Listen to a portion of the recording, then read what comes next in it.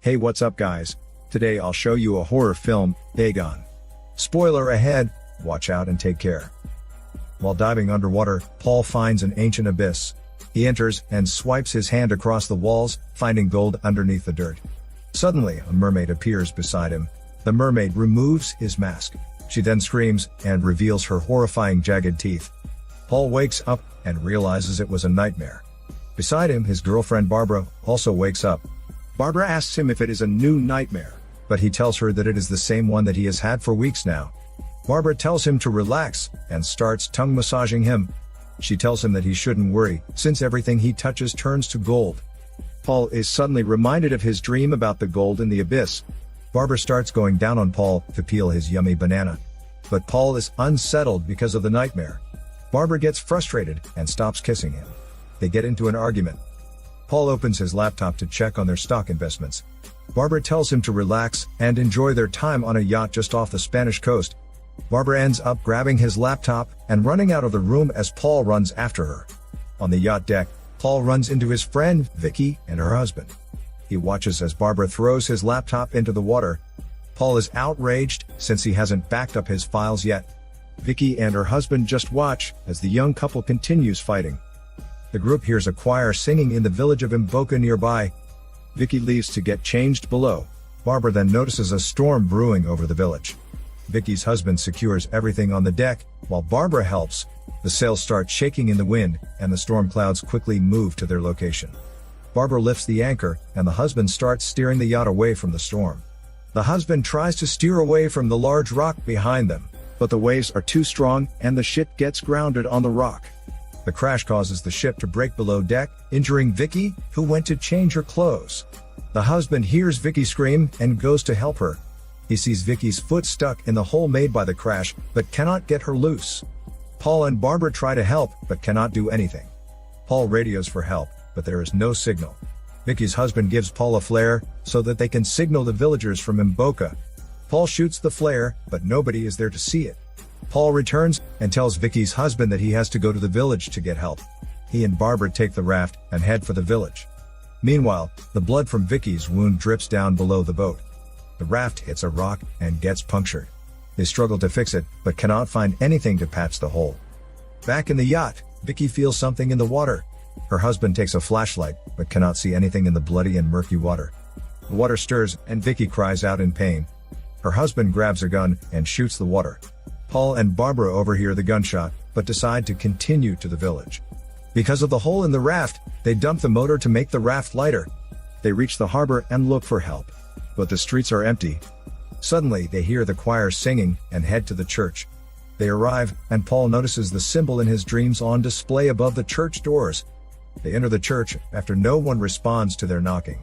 Barbara sees a gruesome-looking gold figure on the walls and wonders what kind of church this is. A priest suddenly arrives, and the couple asks for help. They go to the harbor, and the priest gets the strange men in the boat nearby to help rescue Vicky and her husband.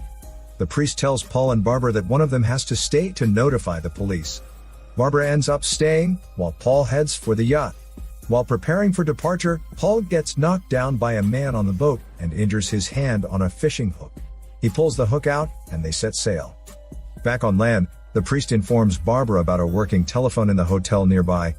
While the priest points her to the hotel's direction, Barbara notices that his hands are webbed. She hurriedly leaves and runs into suspicious-looking villagers on her way to the hotel. She enters the hotel and asks the concierge for the telephone. He doesn't respond, and Barbara gets frustrated. She grabs the phone herself, but the concierge stops her with his deformed hands. She is about to leave the hotel when the priest appears behind her. The priest suddenly grabs her from the back while the concierge chokes her. Meanwhile, Paul reaches the yacht. He boards, but cannot find Vicky and her husband inside. He returns to the harbor. The priest lies and tells him that Barbara has left for the nearest police station, 50 kilometers away, so Paul heads to the hotel to wait for her. Paul finds Barbara's lighter on the desk and takes it. He asks for a room. When the concierge turns around to grab the key, Paul notices gills on the concierge's neck. Paul gets the key and enters his room upstairs. He turns on the light, but it is broken. He turns on the bathroom light and sees the disgusting state of the bathroom. The faucet and the bed are also dirty. He tries to call the lobby, but the phone is broken. While Paul is sitting on a chair, Barbara suddenly enters the room and stands by the window. He approaches her, but when she turns around, it is revealed that she is not Barbara, but the mermaid from his dreams. She screams at him, and tentacles emerge from her mouth. Paul wakes up from his nightmare.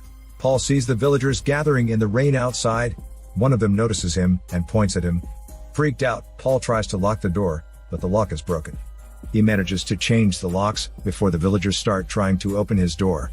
Paul breaks into the adjacent room right as the villagers force his door open. He closes the door behind him and blocks it with a cabinet, but the door beside him also opens. Paul cannot hold back the villagers and is forced to jump out the window into the workshop below. He peeks out of the door and sees a black car pull up. The villagers enter the room and Paul hides. While hiding, he finds human skins on a rack. He finds Vicky's husband's mutilated corpse and screams, causing the villagers to find him. He pours gas over the floor and sets it on fire. Paul manages to hide successfully and later pretends to be one of the villagers to leave the workshop. In an alley, he runs into a dirty, messy man known as Mr. Messy. Paul quickly silences him and they hide together. A villager crawls past them, using his deformed hands. Paul asks Mr. Messy why the villagers killed his friends. Mr. Messy tells him that they need their skins. Paul discovers that 2 women were killed, and he starts worrying about Barbara and Vicky. Mr. Messy tells Paul about the secret of Mboka. The village suffered in the past, as local fishermen could not find fish to catch anymore. They prayed for help, but none came. One day, a ship captain entered the church and told the villagers about a great god that supplies gold and fish. Later that night, the captain throws a golden artifact into the sea and summons his new god. Thanks to the new god, Mboka becomes rich in fish and gold. Mr. Messy hands a gold figurine to his father, but his father merely throws it back into the sea. Meanwhile, the rest of the villagers destroy all remnants of Christianity in the village. The captain, who has now become a priest, forces everyone to worship Dagon, their new god. Eventually, Dagon starts requesting sacrifices. Mr. Messy's father is chosen, and Mr. Messy is forced to watch when his father is sacrificed. Mr. Messy is forced to cast aside his religion and worship Dagon instead. Back in the present, Paul wonders why Mr. Messy hasn't been killed yet. Mr. Messy tells him that it is because the villagers think he is crazy. Paul tells Mr. Messy that he needs a car, but learns that the only car in the village belongs to the mayor, who is a direct descendant of the captain. Before attempting to steal the car, Paul asks why the people in the village are all deformed. Mr. Messy reveals that they are changing to go into the sea and live with Dagon. Mr. Messy acts drunk and lures the guards away from the car. Paul manages to sneakily enter the car. He tries to hotwire the car, at the engine running, but he accidentally honks the car's horn. This alerts the guards, and Paul escapes into the mayor's mansion while the guards chase him. He runs upstairs and hides in a room. There, Paul is shocked to find the mermaid from his dreams sitting on the bed in front of him. A guard knocks on the door, but she reassures him that everything is all right and dismisses him, saving Paul from getting caught. Paul sits on the bed and tells her that he has been dreaming of her.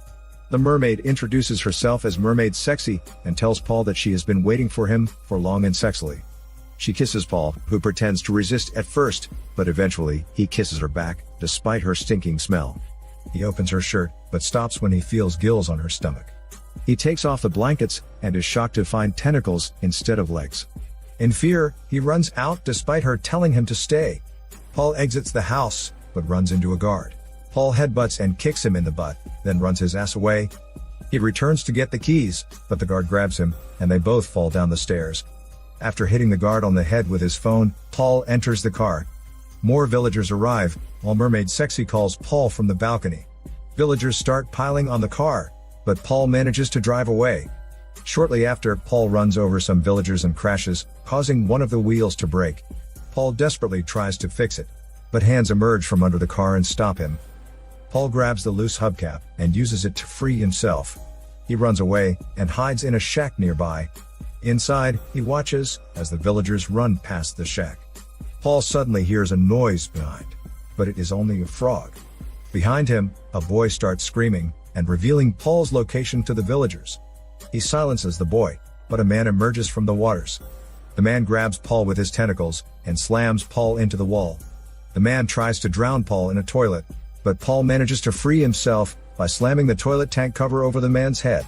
The villagers enter the shack and Paul runs away, but soon he gets caught by a net. Paul wakes up and is surprised to see Barbara beside him. Mr. Messi also enters and tells them that he is a prisoner too. Barbara shows Paul that Vicky is also alive. But Vicky is delirious. Vicky shows them her injured leg and tells them that someone's hormone is inside her. Mr. Messi explains that Dagon has impregnated Vicky now. Barbara tells Paul to kill her if she ever gets raped and impregnated by Dagon. They suddenly hear villagers outside, and Paul hides beside the door. When the priest enters, Paul punches him and leaps out of the cage. He tries to hit the priest, but is stopped by the village butcher, who points a knife at him. Mr. Messi and Barbara also jump out and fight. Vicky also leaves the cage, but they lose the fight and get restrained. The priest tells them that they must all serve their god, but due to its hormone humiliation, Vicky grabs the knife and kills herself by stabbing herself in the stomach. Later, the other villagers take Barbara away, while Paul and Mr. Messi are tied up in the workshop. Mr. Messi spits at the priest's face, then Paul tries to offer them money in exchange for their freedom. However, the priest tells them that they are richer thanks to Dagon's gold. The priest grabs a knife and says a prayer while the two villagers restrain Mr. Messi. Paul apologizes for bringing Mr. Messi into his mess, but Mr. Messi thanks him for reminding him of who he really is.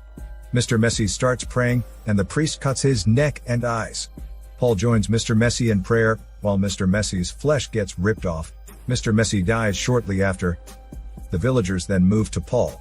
The priest cuts Paul's neck, but Mermaid Sexy enters and stops them. Mermaid Sexy tells Paul that he has to stay with her to live. Paul asks if Barbara will be spared if he stays, but she tells him that she will be sacrificed too, and impregnated by Dagon too. Mermaid Sexy tries to convince Paul to forget about Barbara, but he doesn't listen. Mermaid Sexy tells him that it is his destiny to be with her. She leaves and tells the villagers to free Paul and prepare a wedding ceremony for them. Paul is freed, but he grabs a knife and stabs the villagers. The priest gets his stomach cut open and dies soon. Paul grabs a barrel of gasoline and heads to the church to burn it down. However, he finds a secret passage inside and enters it instead. Inside a ritual chamber, Mermaid Sexy marks Barbara's body with a knife to prepare for the sacrifice. She then starts chanting. The villagers, who are wearing the human skins as masks, also start chanting. The villagers raise Barbara over an open pit, and her blood drips to the water below.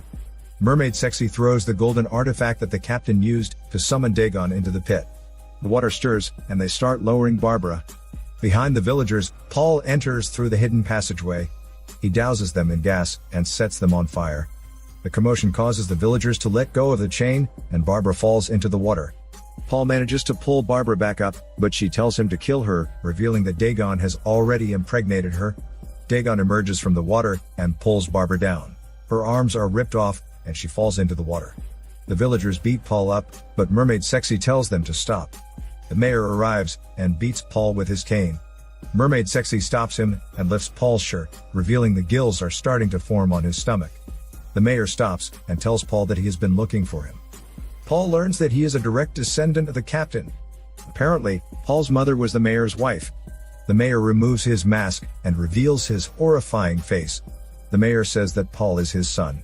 Paul panics and runs away with the gas can. Mermaid Sexy tells him that she is also the daughter of the mayor. She tells Paul that this is his destiny and reminds him of his dreams. But Paul still refuses to believe them. When Mermaid Sexy calls Paul her brother and future lover, Paul lights himself on fire, trying to escape the hormone madness. He screams in pain, while Mermaid Sexy removes her robes and rushes to help.